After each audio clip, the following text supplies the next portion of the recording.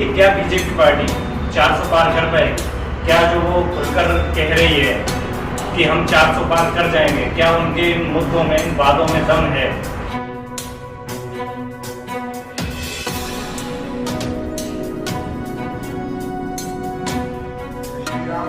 जय हिंद, जय भारत। आपका हमारे YouTube चैनल में स्वागत है, खुलकर कहो में। आज का हमारा विषय है, क्या मोदी जी 400 पार कर पाएंगे? इसके बारे में हमारे मुख्य सर कुछ बताएंगे। सर बताइए। आज हम चर्चा करेंगे कि बीजेपी पार्टी और एक्टिंग पीएम नरेंद्र मोदी जी का जो दावा है कि क्या वो 400 पार कर पाएंगे, तो हम उस मुद्दे के ऊपर आज विचार विमर्श करेंगे, जो हमने हमारे थोड़े टूटा फूटा research.com के थ्रू हमने ये जो जाना है। तो विकास जी, अब आप बताइए। जी साहब, मुझे तो ये आपके जो बीजेपी पार्टी के 400 पार का जो मुद्दा है, मुझे तो ये खोखले वादे नजर आते हैं सर। कैसे सर? जी सर, मैं तो कह रहा हूँ कि इस बार की जो हवाएं हैं ना, वो कांग्रेस की तरफ चल रही हैं साहब। तो आपको ऐसा कैसे लगता है? साहब, राहुल गांधी के बारे में आप देखिए सर, उन्होंने न्याय यात्रा की और उसके बाद में भारत जोड़ो यात्रा, उससे पहले भारत जोड़ो यात्रा की थी। हाँ, तो उसका मेरे को लगता है कि कुछ न कुछ तो बात है बंदे में, बहुत सुधार किया है कांग्रेस पार्टी ने। तो मुझे लगता है कि शायद इस बार कांग्रेस सरकार आए। आपको कैसे लगता है सुधार किया, जबकि कांग्रेस पार्टी अभी भी एक ही परिवार के चारों तरफ घूम रही है सर? ये सर, ये आपको लगता है ना एक परिवार के चारों तरफ घूम रही है, ऐसा कैसे हो सकता है? आप बताइए, अगर कांग्रेस जीतती है तो पीएम कौन बनेगा?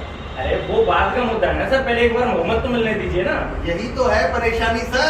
क्यों है परेशानी? मैं बताता हूँ सर आपको। सर बताइए। है ना, तो बीजेपी वाले केस पे आते हैं, जहाँ इनका कहना है 400 पार। जी सर। मेरा ऐसा मानना है, ये मैं दर्शकों को बता दूं कि मेरी पर्सनल राय है, कि मेरा ऐसा मानना है कि कांग्रेस पार्टी या इंडिया अलायंस के पास इस वक्त कोई मुद्दा नहीं है।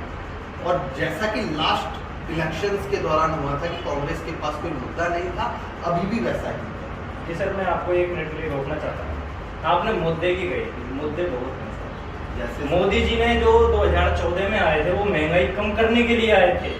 उन्होंने कहा था कि महंगाई कम कर देंगे साहब, काला धन वापस लेके आएंगे। कितना महंगाई कम हो गई सर? कितना काला धन वापस आ गया सर? ये बताइए मुझे ये बताइए सर। उस टाइम पे 395 रुपए का सिलेंडर मिलता था, आज सिलेंडर की रेट देखोगे 1239 रुपए है। ऐसा कैसे साहब? इतनी महंगाई कैसे बढ़ गई? मुझे तो ये बताइए। मैंने आपकी बात मानी, इस तथ्य पर मैं आपके साथ एग्री। एक लेडी को जानते हो सर आप, जो सिलेंडर लेके क्या नाम है सड़क पे आ गई थी। मेरी बात सुने आप, है ना, चाहे कोई भी पार्टी आप उठा के देखिए, किसी भी पार्टी का पॉलिटिकल इलेक्शन मैनिफेस्टो किसी भी पार्टी का उठा के देख लो। और अभी रिसेंटली मेरे को ये तो याद नहीं कि ये सुप्रीम कोर्ट में हुआ है या हाई कोर्ट में, बट रिसेंटली कोर्ट में एक फैसला हुआ है इस पे कि पॉलिटिकल पार्टी जो इलेक्शन के दौरान अपना मैनिफेस्टो निकालती हैं, चाहे कोई भी पॉलिटिकल पार्टी हो इस देश की, वो उसमें किए गए वादों को वो पूरा करे, इसके लिए वो बाध्य नहीं है। आप इसको रिसर्च कर सकते हो, दर्शक भी इसको गूगल पे देख सकते हो। तो इसका मतलब ये होगा सर कि जो वादे किए जाते हैं वो खोखले होते हैं? बिल्कुल होता है वो। बिल्कुल होता क्या है। मोदी जी झूठ फैला रहे हैं? अरे नहीं भाई, तो राहुल जी ने भी ये कर चुके हैं एमपी के इलेक्शंस के दौरान। राहुल जी ने तो ये कहा है साहब। ना एमपी के इलेक्शंस के दौरान किसानों से किए हुए वादों से वो मुकर गए थे, वो भी यार हार्डली 10 दिनों के भीतर। मतलब इतनी तेजी से तो यार, मतलब कौन करता है? इन्होंने तो फिर भी साला 10 साल लगा दिए। 10 साल बाद इन्होंने बोला कि भैया जो इलेक्शन मैनिफेस्टो में जो छपते हैं ना हमारे बड़े बड़े वादे, वो साले खोखले होते हैं। अरे साहब, तसल्ली रख। अरे लेकिन उन्होंने 10 दिनों के भीतर ही सब कुछ बदल दिया। अरे साहब, अमित शाह जी ने भी ये कहा था कि जो मोदी जी ने 15 लाख रुपए देने का वादा किया था ना, वो एक झूठा था। मैं वही तो कह रहा हूँ भाई।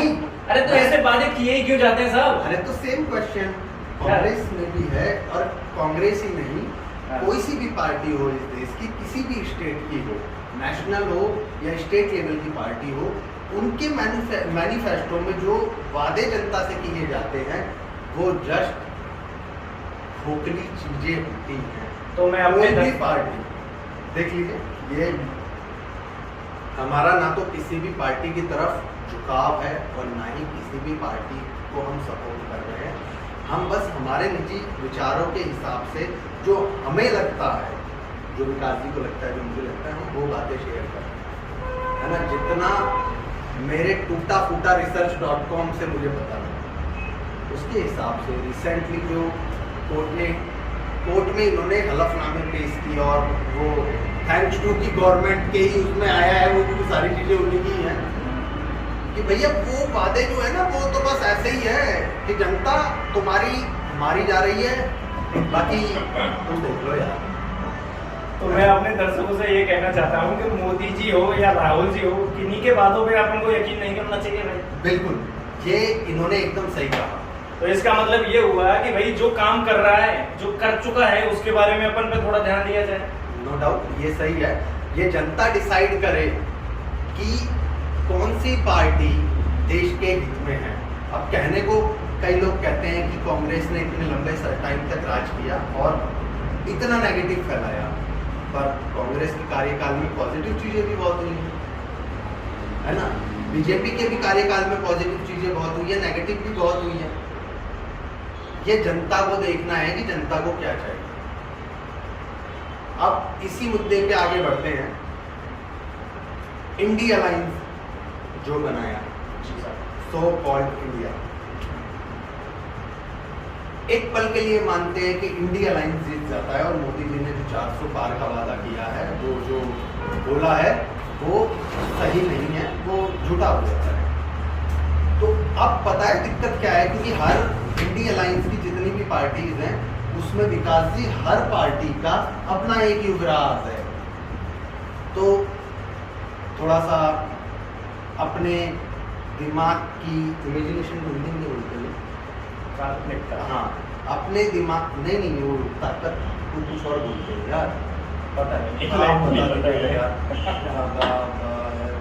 संरचनात्मक जो भी होता है छोड़िए। तो इमेजिन करते हैं कि इंडिया अलायंस जीत जाता है और एक अच्छे अंतराल से जीतता है बीजेपी से। तो आप लोगों को क्या लगता है, मतलब जनता को जो लगता है वो छोड़ो, विकास जी आपको क्या लगता है कि पीएम कौन बनेगा? मेरे हर पार्टी में तो विराज है। नहीं, वो ठीक है, आप कह रहे हो, तो मैं मानता हूँ आपकी।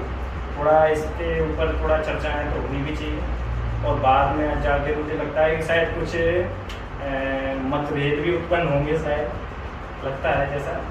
पर मेरे हिसाब से ये है कि जितनी भी पार्टियां हैं इंडिया अलायंस में, जिसे इंडिया भी कह रहे हैं, तो जैसे इंडिया ही है, लोग इंडिया बोल रहे हैं उसको, चलो कोई दिक्कत नहीं। पर मैं ये कहना चाहता हूँ कि साहब उसमें क्या है कि जो कांग्रेस पार्टी है ना, वो एक उसमें बहुत अच्छी महत्वपूर्ण निभाती है। कांग्रेस पार्टी का ही शायद वो बनना चाहिए पीएम। उसके बाद में जो भी महत्वपूर्ण विभाग हैं, महत्वपूर्ण मंत्री बनते हैं केंद्र के, वो बात आपस में बांट लिए जाए, क्या दिक्कत है? विकास जी बीच में विकास जी, ऐसा नहीं लगता कि सारे लीडर मिलकर शेर का शिकार करने निकल रहे हैं? ये तो जानवर ही है, जैसे आप शेर कह रहे हो साहब, वो तो जानवर ही हो। ऐसा नहीं है, कभी कभी क्या होता है सब ऐसा हो जाता है। मैं ये कहना चाह रहा हूँ साहब कि जो अपना ये देश है ना, एक कम्युनिज्म की ओर बढ़ रहा है, जिसे अपन जानते हो कि क्या नाम है, ऐसा ही चाइना में है, ऐसा ही रूस में भी है। तो वहाँ पे जो स्वतंत्रता है ना, लोगों को कोई स्वतंत्रता नहीं है वहाँ पर। सब सरकार जो चाहती है ना वो करती है वहाँ पर, तो जूते के जोर पे करती है सब। इंडिया भी इसी ओर बढ़ रहा है। आपकी किसी बात के ऊपर चलो मानते हैं कि बीजेपी नहीं संपूर्ण बहुमत पे आती है 400+ सीट्स लेकर के, और मैंने ऐसे ही यूट्यूब पे सेक्रेटरी रहे थे लोग, या अभी भी हैं वर्तमान, उनका इंटरव्यू देखा था। तो उन्होंने बोला था कि इनका अपना एक एजेंडा है बीजेपी वालों का कि भाई इतनी सीटें आई तो हम ये करेंगे, इतनी सीटें आई तो ये करेंगे, और अगर 400 पार आई तो हम ये करेंगे। तो जो विकास जी को लगता है कि डिक्टेटरशिप वाला है, तो ये मेरी पर्सनल सोच और पर्सनल ओपिनियन कह लो, राय है कि अगर ऐसा होता है तो मैं उसके फेवर में हूँ काफ़ी हद तक। उसका भी कई कारण है कि प्रजातंत्र है ना, बुरा नहीं है, हम लोग स्वतंत्र है। आज मैं और विकास जी किसी दुकान में बैठ कर के वीडियो रिकॉर्ड कर रहे हैं आप लोगों का चुटिया काटने के लिए, तो ये स्वतंत्रता जो हमें दी जा रही है ये प्रजातंत्र में है और हम लोग इसके लिए बहुत ज़्यादा थैंकफुल है। भगवान के भी हम लोग ऐसे देश में पैदा हुए हैं। लेकिन इसकी नेगेटिव पॉइंट्स भी है, वो ये है सर कि बहुत सारे ऐसे देश हित में कानून होते हैं जो इस प्रजातंत्र की वजह से पास नहीं होता है ना, और अदर हैंड अगर हम कम्युनिज्म में देखें तो वो उसको पास कर देते हैं। जैसे कि मुझे याद आ रहा है चाइना में हुआ था, ये गूगल भी है, उनके पीएम थे, संतान वाला भी है, उससे पहले एक हुआ था, उन्होंने गोरैया चिड़िया जो आती है ना, उन्होंने चिड़िया को मारने का ऑर्डर दे दिया था वहाँ की फसलें खराब कर वहाँ के प्रेसिडेंट ने, है ना।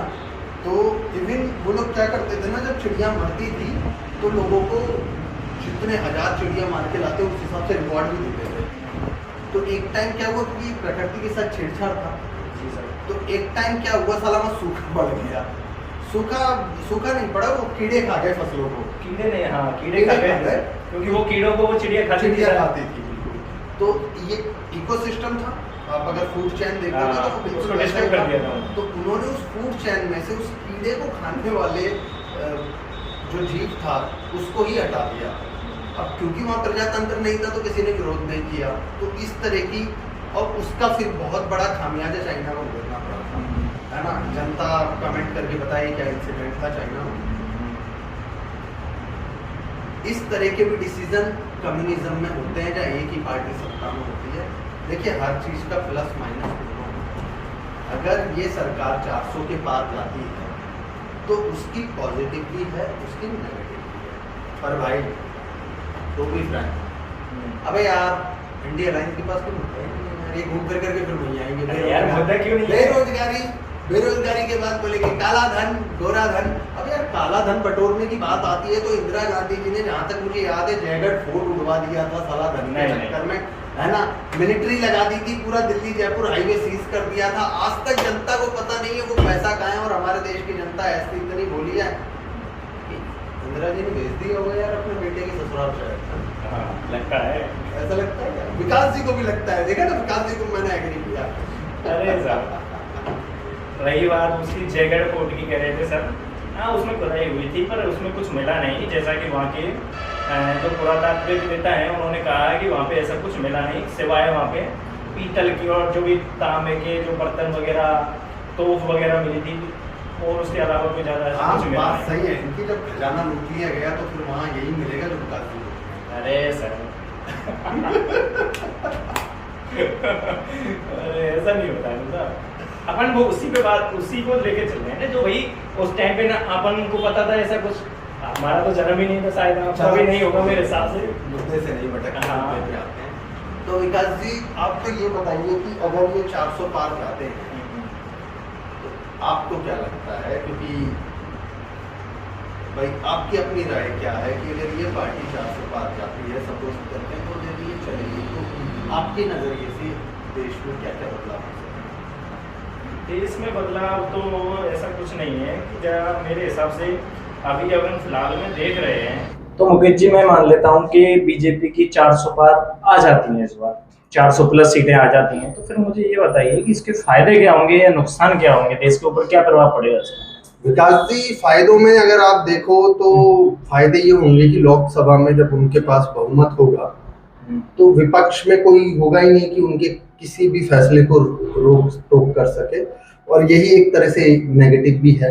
हाँ, तो आप ये कहना चाहते हैं कि मोदी जी इतने पावरफुल हो जाएंगे या बीजेपी इतनी पावरफुल हो जाएगी कि कोई भी फैसला बिना रोके टोके ले पाएगी? हाँ बिल्कुल, काफी हद तक आप एकदम सही समझ रहे हैं। वो देश के किसी भी कानून में जब दिल चाहेगा, जैसे दिल चाहेगा, उसको तोड़ मरोड़ सकते हैं, उसमें बदलाव कर सकते हैं। और क्योंकि जब विपक्ष में ही कोई नहीं होगा, उनको रोकने टोकने वाला कोई नहीं होगा, क्योंकि किसी भी प्रजातंत्र में विपक्ष भी एक बहुत ही मजबूत पिलर है। कोई भी पार्टी जो सत्ताधारी पार्टी है वो कुछ भी कर रही है, उसके एक्शंस को एनालाइज करने या उनको इंस्पेक्ट करने, सीधे तौर पे परखने के लिए कोई ना कोई होना चाहिए उनके उसमें। क्योंकि कोई भी डिसीजन जब हम लेते हैं, चाहे वो देश के लिए हो या किसी के लिए भी हो, उसमें उसका पॉजिटिव भी होता है, उसका नेगेटिव भी होता है। अब जो सत्ताधारी पार्टी है जो उसको इम्प्लीमेंट करना चाहती है, वो सिर्फ जनता को और सभी को उसके पॉजिटिव से ही गिनाती है। तो वहां विपक्ष काम आता है, जो उनके ओपोनेंट होते हैं वो बोलते हैं भाई ठीक है, तुम्हारा ये कानून तुम ला तो रहे हो, पर यार इसके अंदर ये खामी दिख रही है मेरे को, उसमें सुधार करने की प्रेरणा भी मिलती है। हाँ, कि आप भाई उसमें क्या चेंजेस कर सकते हो। अगर ये ऐसा हो गया फिर जनता को तो ये नुकसान हो जाएगा, तो आपने इसके सुझाव, इसके उससे बचने के लिए क्या किया? तो क्या सर मैं ये मान लूं फिर इस हिसाब से तो संविधान में बहुत से संशोधन हम करेगी बीजेपी? हाँ कर सकती है सर, नो डाउट, ऐसा कुछ नहीं है ना, क्योंकि जिसके सीधी सी बात है 400 पार मतलब सब कुछ उनके पक्ष में है ना। राज्यों में भी उनको बहुमत मिलेगा, है ना, लोकसभा में मिल गया तो राज्यों में भी मिल जाएगा उनको इजीली, और उसका कोई खास इतना उनको फर्क पड़ेगा नहीं। तो वो सारे के सारे कानूनों को बहुत ही आराम से इम्प्लीमेंट करवा पाएंगे। अब यहाँ कई चीजें हो सकती है कि जैसे चार लोग हैं वो किसी चीज को अलग अलग नजरिए से देखते हैं, तो हर चीज उनको अपने अपने हिसाब से सही और गलत लगती है। तो अगर वो किसी को 3 लोगों को सही लग रही है तो चौथे को वो हो सकता है गलत लगे। सही बात है ना। अब इसके लिए तो इंडी अलायंस को देखना है कि वो सब मिलके भी क्या एक मजबूत विपक्ष बना पाएंगे, और इस सब का फैसला मैं और विकास जी नहीं ले सकते, ये हम सबको मिलके लेना है। वोट दे करके, हम तो दे करके आए थे, मिट गया है, क्योंकि जहां से हमें वहां वोट पहले चरण में लगे थे, है ना। लेकिन अभी जहां पे पोलिंग हो रही है, जहां वोट होने हैं, तो आप लोग अपने घरों से निकले, मौसम को ना देखें, है ना, वोट अवश्य दें, और बाद में फिर ये मत कहना अबे अगर मैं वोट देता तो ये नहीं आता। वोट दे, किसी को भी दे, और कोई नहीं है पसंद तो भी दे। आजकल तो वो नोटा भी चल रहा है, आप नोटा को भी वोट दें, है ना, क्योंकि हम जिस मुद्दे पे बात कर रहे हैं ये इतना बड़ा है, इतना विशाल है कि हम पूरी रात भर इसके ऊपर बातचीत करते रहे, बहस करते रहे। आप देखते होंगे न्यूज चैनल्स की डिबेट्स में उनकी भी एंडिंग नहीं हो पाती, तो हमारे भी कभी कोई रिजल्ट नहीं आ पाएगा। रिजल्ट आएगा, हम सबको पता लगेगा 4 जून एकदम सही बोला मैं, 4 जून को। तब हमें पता लगेगा कि मोदी जी के जुमलों में ज्यादा ताकत है या हमारे national icon comedy king Rahul Baba में है। तो हम लेते हैं आपसे अभी विदा। जय श्री राम, जय भीम, जय भारत। और हाँ, वो विकास जी कुछ कहना चाहेंगे? हाँ जी, हाँ, तो हमारी वीडियो को ज़्यादा से ज़्यादा लाइक करें एंड हमारे चैनल को सब्सक्राइब करें, और बस ये मैं चाहता हूँ कि जो लाल वाला बटन है ना साहब, वो दब जाना चाहिए बस। और हम कैरी मिनाटी की बिल्कुल कॉपी नहीं कर रहे हैं साहब, समझ गए? ओके। तय तो ये हुआ था यार, लोकल भाषा में बोलोगे?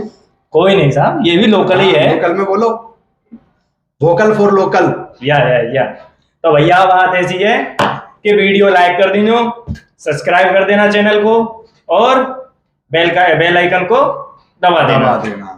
कहने का मतलब है घंटा बजा के जाना है भाई साहब। ओके, जय हिंद, जय भारत, नमस्कार, जय। ठीक है।